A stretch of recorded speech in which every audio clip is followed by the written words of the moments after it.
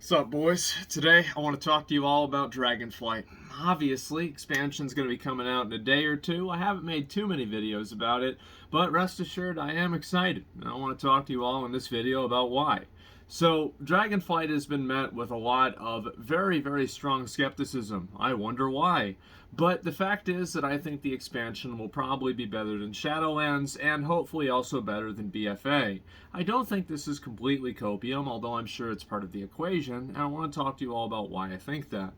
I think one of the biggest criticisms of Dragonflight is the fact that it doesn't have a big flagship system like Torghast, Covenants, Conduits, Azerite armor, Warfronts. It doesn't have, Legion legendaries, artifact weapons, anything like this. And a lot of people are saying that, like, oh wow, the expansion is doomed because it doesn't have one of these. Well, where the fuck were you? These things killed the previous expansions. The problem with Shadowlands was the Covenants. It's these systems. So whenever you go and tell me that there's an expansion coming out that doesn't have this massive flagship system with these obvious fucking flaws that Blizzard refuses to acknowledge until halfway through the expansion, this is not going to be a negative for me. It's going to be a positive. And also, I don't even think that's true. I think the fact is that we've got the whole new talent system. And from what I've heard, and I've asked my chat, I've asked many people, and I'll ask you guys today, you can write in the comments section if you feel the same way, I'm happy with my new talent tree. I am. I think that it's interesting, it's fun, and I feel like they're blue-balling me because I can almost make this really good build, but I'm going to have to wait until Dragonflight to do it, which luckily, again, is only in a day or two. So, yes, I'm very positive about it because there's not the addition of a bunch of systems that are being shipped with obvious flaws to be fixed later for content. I also think that focusing on making the foundation of the game a lot better is really what Blizzard should have been doing probably 5 years ago, 10 years ago, because the game kind of has just evolved in like such a dramatic way over that time. I mean, of course it has.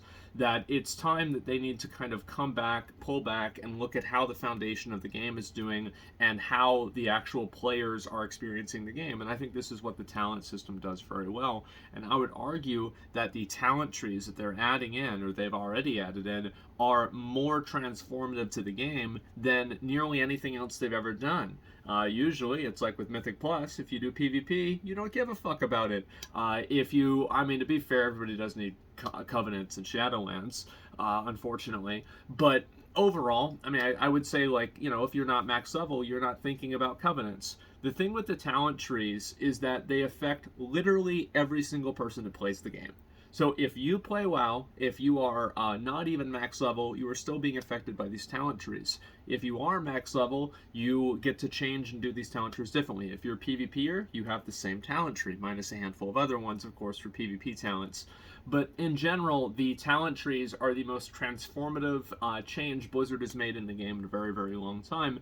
And I think that it goes to show some degree of positivity whenever people are generally positive about them. I think that I enjoy my talent tree. A lot of my viewers have enjoyed theirs. As I said, be curious to hear what your opinions are about it, but I do think that it's a positive thing. Next thing is that, I'm not, as I said, this is not purely copium, okay? Yes, I do understand that every single commercial for the game just shows people flying around on dragons. Oh, I don't know how fun that's going to be. You're just going around, how's this going to be any more fun than Star Fox, right? I have no idea. But at the end of the day, I'm sure it'll be enjoyable, but it's certainly not something that's going to make me buy the game. But the truth is that I'm sure it'll be fine. It'll be nice. It's just not really something insane. I think really what Dragonflight needs to do, and I've said this for a while, is that Blizzard needs to scale back and think about making the game better. And in order to make WoW good again, you could say, great again even, I think it will take 2 or 3 expansions. And the truth is that I think Shadowlands took some positive steps towards that. And I know this might not be a popular thing to say, but I think that obtaining your best in slot gear in Shadowlands is actually possible. Deterministic itemization in Season 4 actually happened. These are 2 really big positives, and technically you were able to get your best in slot in 8.3.5 or whatever it was at the end of BFA, but Shadowlands is what really made this happen. Shadowlands also removed a lot of the endless grinds like artifact power and Azerite power, and they added cosmetic progression instead, which I think is more fulfilling to players if they choose to engage with it, which is of course an option, which is usually always good in video games, rather than forcing people into doing something. So overall, I think that it will take them a number of expansions to really kind of get the game back on a positive trend, and I do think that Shadowlands took some of those steps, and I think that Dragonflight continues to take those steps. Dragonflight continues to remove borrowed power and instead give it back to the player, and then give players more agency in changing their talents. And I also want to mention here that with the new talent trees, there is absolutely no unnecessary collision. There is no unnecessary friction here. You can just simply change your talents whenever you feel like, and that's all there is to it. And I think that's very, very admirable, especially depending on what happened with Covenants and Conduit Energy and Azerite weapons and shit like that, Azerite armor, etc., right? And artifact weapons, even. So yes, I think this is a very, very big positive. I'm very happy to see this, and I think that people experimenting and trying different builds, etc., is the type of gameplay that the game should provide. What I hope to see more of in Dragonflight is making things account-wide. I think that making people farm like different types of systems, etc., where you're it's like a quest line or like some sort of grind, making players do this on two characters, I don't really think is a very big positive. I feel like there is no benefit to the player to making somebody repeat a grind for a second character. I think that you could make the argument that like it's enjoyable to do through gear, but other than gear, I think that farming reputations multiple times, farming renown multiple times, farming through end-game systems like things like conduits, covenants, and stuff like this, this is not really fun to do twice. Essences in BFA. So I hope that Dragonflight really focuses on creating more content for players through having alts. Because this is the way that a lot of people used to play the game, and they used to make alts whenever they ran out of things to do on their main character. They didn't just quit the game, they would just go play another character, or at least many people would. I'm sure a lot of you guys probably remember back in Mists of Pandaria or even Burning Crusade, right? We had our main character, and then a lot of guilds, especially the more serious guilds, we had our main alts. And those are like the characters that you would sometimes, be able to sneak it into the main raid and everything's around farm and, clean up on all the items. I did that a lot.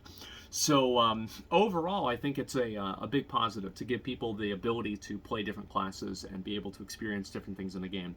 See the game through a different lens, through a different light, and, see it through different eyes. And you do that through also making the classes interesting, unique, and giving them different advantages and disadvantages. I think that the truth is that with class fantasy, one of the biggest things that emphasizes class fantasy, and this is an unfortunate reality, but I do think that it's true, is things that classes are not good at. For example, I think that if you look at classic WoW or Wrath of the Lich King, like I feel like in Wrath, like all of the classic trees and like classic classes were like finished. Like everything was like done, finished, good to go. But there were still a lot of things that like warriors were really not very good at self-healing. Ret paladins did not have an interrupt. Mages were really not good at taking damage. And I would argue that's probably a good thing, because it gives each class something that they are also very good at. Like warriors are great at cleaving, Ret paladins are good also at cleaving, and also healing, and mages are good at pretty much everything else. So overall, what I'm saying is that giving people the ability to play classes that are dynamic, fun, interesting, and that they have control and agency over, I think is a much bigger W than a lot of people might imagine.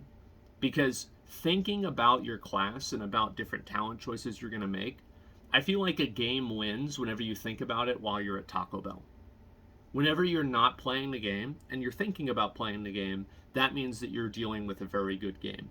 And the more that they have these systems and decisions that players can make, the better the game will be, because people will be thinking about it and enjoying it more, because they can do things. I know that this is a very common thing, or of course everybody can clearly go and just look it up and pick the best build, and that's it. And of course they're going to do that. A lot of people always did that.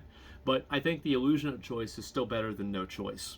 And I do think that, there are little nuances that allow you to change things around that fit your playstyle or fit what you're trying to do just a little bit better. Even if it's not Mythic Plus, like let's say it's World Quests, let's say it's soloing dungeons or soloing bosses for mounts, etc.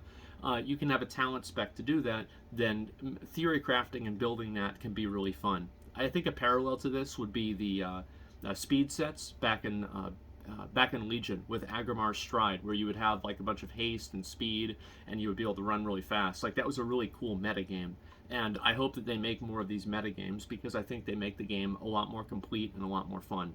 And just in general, and of course, I know some people don't like this complexity. I'm sorry, I'm a PoE player. I have been for the past 10 years. I love it. I think it's great. So I really hope they continue this. I hope they focus more on just making the classes more fun to play, making gear more fun to get, giving people more deterministic means to get that gear, and also just making the game feel better to progress through. And we'll see kind of how that happens throughout the patches. It's hard to really place any sort of a indicator on what that's going to look like.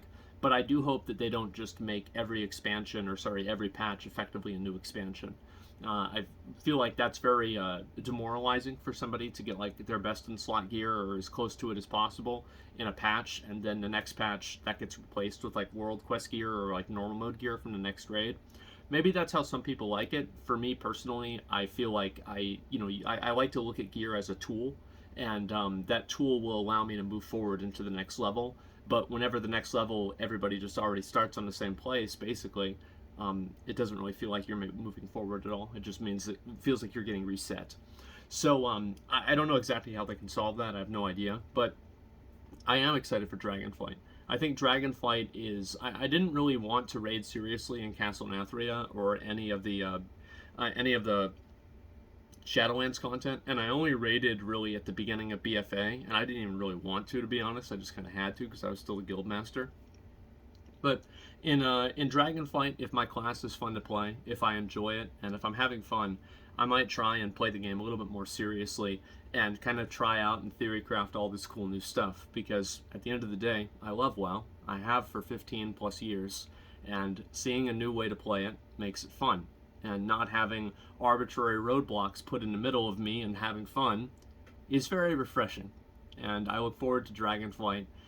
I think the raids will probably be fine. I haven't really done any of them. I've kind of held off on doing anything until the expansion actually comes out, because I just want to play through the quests. I'm not going to try to speed level or anything. I mean, I'll level quickly, but I'm going to read the quests and go through everything and just really try to enjoy it and have a good time.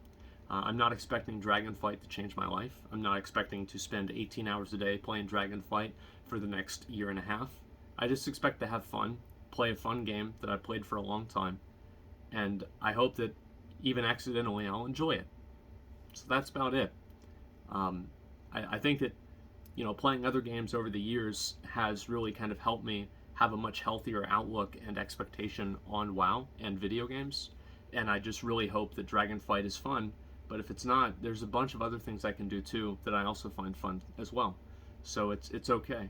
And I'll just wait until they get it right, which is basically what I did with Shadowlands. I didn't come back until like Season 4. So I just hope that they get it right at the beginning. It seems like they've really been listening to the player base with a lot of other small things, with like the 500 mount achievement, changing that multiple times, etc. And listening to a lot of community feedback with the talent trees. So, I mean, look, I hope it's good. I look forward to playing it. If it's not, I'll survive. It'll be okay. I mean, I've been here through fucking Shadowlands and BFA. What could go wrong? So yeah, I'm excited for Dragonflight, new WoW expansion. I love WoW. Hopefully it's fun. That's all there is to it. So yeah, I think they're making steps in the right direction. Obviously, there's a lot more to take, but I'm glad that there's at least a start. So that's about all I've got. Thanks a lot for watching. Let me know what you guys think about Dragonflight. Do you like the talent trees? Do you like the changes? Do you like everything? I'm kind of curious. But anyway, I'll see you guys later. Peace.